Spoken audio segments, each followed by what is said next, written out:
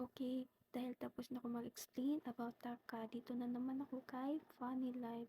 So, maganda dito kay Funny Life guys, dahil self-give siya, please hustle na po sa paghanap ng katred. Tapos, kaibahan dito, may quota siya weekly. Kung magkano po yung nasa gift mo this week, kung naka-self-gift ka ng 5K, may additional po na 3K na matatanggap mo next week.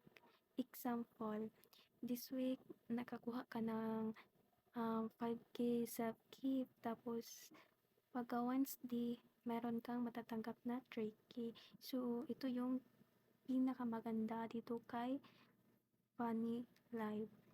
So, ang maganda din dito dahil one-on-one siya. Mag-send ka ng 1 coins, 1 diamond din yung matatanggap mo. Tapos, dito lang, di na kailangan ng face verification, Gmail lang, okay na. Kailangan mo lang is mag-join ka sa agency kasi kapag wala kang agency, di mo makikita itong, di mo makikita tong diamond. So, may income ka pero di mo siya makikita, di mo din mawi-withdraw. Kaya, kailangan mo mag-join sa agency. So, dito nyo po makikita.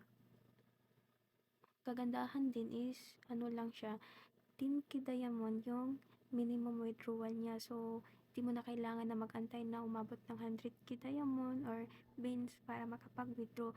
Dahil kung aabot na siya ng 10K, pwede mo na siyang i-withdraw